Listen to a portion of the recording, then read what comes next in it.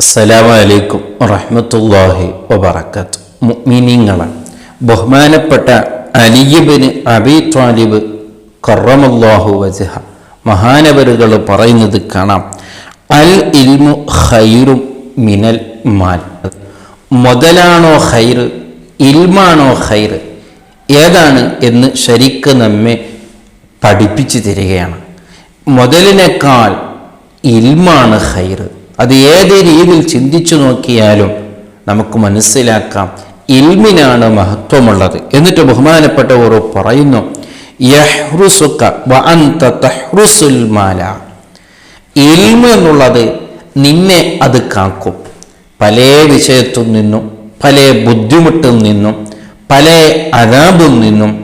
ദുനിയാവിലും ആഖിറത്തിലും ഇൽമാണെങ്കിലോ നിന്നെ അത് കാക്കും.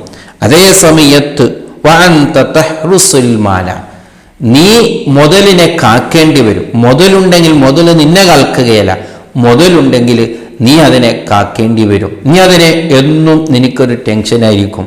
ആരെങ്കിലും കട്ടുപോകുമോ, ആരെങ്കിലും മോഷ്ടിക്കുമോ എന്ന ഒരു രീതിയായിരിക്കും. അതായത് ഇൽമ് നിന്നെ കാക്കുന്ന സമയത്ത് മുതലിനെ നീ കാക്കേണ്ടി വരും. ആ നിലക്ക് നോക്കുമ്പോൾ മുതലിനേക്കാൾ എത്രമാത്രം ഖൈറാണ് ഇൽമ് എന്ന് ബഹുമാനപ്പെട്ടവർ ഓർമ്മപ്പെടുത്തുകയാണ്. വീണ്ടും പറയുന്നു, അൽ ഇൽമു യദഖു അലൽ ഇൻഫാഖി വൽ മാലു തുൻഖിസുഹു നഫഖ. ഇൽമ് ഒരാൾക്കുണ്ട്, അത് ചെലവ് ചെയ്യുന്നതോളം അത് കൂടുകയാണ്. വല്ലാത്തൊരു വിഷയമാണ്. നാം ചെലവ് ചെയ്യുമ്പോൾ, നാം ഒരു വിഷയം പഠിച്ചു, അത് രണ്ടാളിലേക്ക് ചെലവ് ചെയ്യുമ്പോൾ അത് നമ്മളൊന്ന് കുറയുകയല്ല, ഒന്നും കൂടി അതിനെക്കുറിച്ച് നമുക്ക് മനസ്സിലാവുകയാണ്, ഒന്നും കൂടി നമ്മുടെ ഇൽമ് കൂടുകയാണ്. അതാണ് ഇൽമിൻ്റെ ഒരു മഹത്വം. അതേ സമയത്ത് മുതൽ പണം അത് എത്ര ഉണ്ടെങ്കിലും അതൊന്ന് ചെലവ് ചെയ്യുമ്പോൾ അത് കുറയുകയാണ്, അത് കുറഞ്ഞു പോവുകയാണ്. അതുകൊണ്ടാണ് കയ്യിൽ നിന്ന് എത്ര അത്യാവശ്യമുള്ള ആവശ്യത്തിനാണെങ്കിലും നാം കുറച്ച് പണം ചെലവ് ചെയ്യുമ്പോൾ നമുക്ക് നമ്മുടെ മനസ്സിന് ഒരു വേജാറുണ്ടാകും. കാരണം കുറഞ്ഞു പോവുകയാണല്ലോ. അതേ സമയത്ത് ഇൽമൊരിക്കലും കുറഞ്ഞു പോവുകയില്ല എന്ന് ബഹുമാനപ്പെട്ടവർ നമ്മെ ഓർമ്മപ്പെടുത്തുകയാണ്. അപ്പൊ ഇൽമാണ് ഏറ്റവും മഹത്വം. ഇൽമില്ലെങ്കിൽ ഒരു കാര്യം നടക്കുകയില്ല. ഇബ്ലീസ് തന്നെ ഇൽമില്ലാത്തവരെ ഏതെല്ലാം രീതിയിൽ അവൻ ചതിക്കും. ഇൽമുണ്ടെങ്കിൽ ഇബ്ലീസിനും നമ്മുടെ അടുക്കലേക്ക് അത്ര പെട്ടെന്ന് നമ്മളെ ചതിക്കാനോ നമ്മളെ ഫിത്ന ചെയ്യാനോ ഇല്ല. അതാണല്ലോ ബഹുമാനപ്പെട്ട ഷെയ്ഖ് അബ്ദുൽ ഖാദിർ ജിലാനി റളിയല്ലാഹു അൻഹുവിന്റെ ചരിത്രം. അപാനപ്പെട്ടവരിങ്ങനെ ഇബാദത്തുകൾ ചെയ്ത് ധാരാളം അമലുകൾ ചെയ്തിരിക്കുമ്പോൾ ഒരു ദിവസം ആകാശത്തു നിന്ന് ഒരു വിളിയാളം കേൾക്കുന്നുണ്ട്. ഒരു അത്ഭുതകരമായ ഒരു വിളിയാളമാണ്.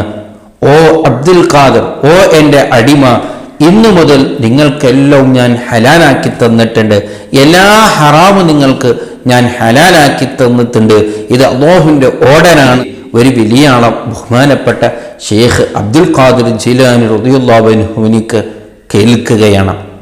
ആ സമയത്ത് ബഹുമാനപ്പെട്ട ഷെയ്ഖ് ജിലാനി അങ്ങോട്ട് തിരിച്ചു പറഞ്ഞു, പോടാ, നീ ശൈത്താനാണെന്ന് എനിക്കറിയാം. അതായത് ഇത് ചതിച്ചത് ഇബ്ലീസാണ്, ഫിത്നാക്കാൻ വേണ്ടി ഷെയ്ഖ് ജിലാനി റളിയല്ലാഹു അൻഹുവിന്റെ അടുക്കൽ വന്നതാണ്.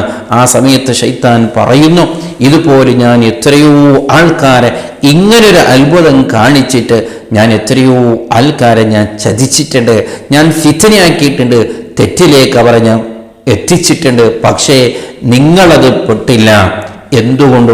ബഹുമാനപ്പെട്ടവർ അതിൽ പെടാതിരിക്കാനുള്ള കാരണം അവിടുത്തെ ഇൽമു കൊണ്ടാണ്. അവിടുന്ന് മനസ്സിലാക്കി, ഖുർആനിൽ തന്നെ വ്യക്തമാക്കി പറഞ്ഞതാണ്. മുത്തുനബിക്ക് തന്നെ എല്ലാം ഹറാമാക്കിയതാണ്. മുത്തുനബിക്ക് ഹലാലാക്കാത്തതൊന്നും എനിക്ക് ഹലാലാക്കാൻ സാധ്യതയില്ല. ഇത് ഇബ്ലീസ് എന്നെ ചതിക്കുകയാണല്ലോ അത് എന്നത് അവിടുത്തെ ഇൽമു കൊണ്ട് ബഹുമാനപ്പെട്ടവർ മനസ്സിലാക്കുകയാണ്. ഇങ്ങനെ ധാരാളം വിഷയങ്ങൾ നമുക്ക് എടുത്തു നോക്കിയാൽ മനസ്സിലാക്കാം, ഇൽമുണ്ടെങ്കിലേ വിജയിക്കാൻ സാധിക്കുകയുള്ളൂ.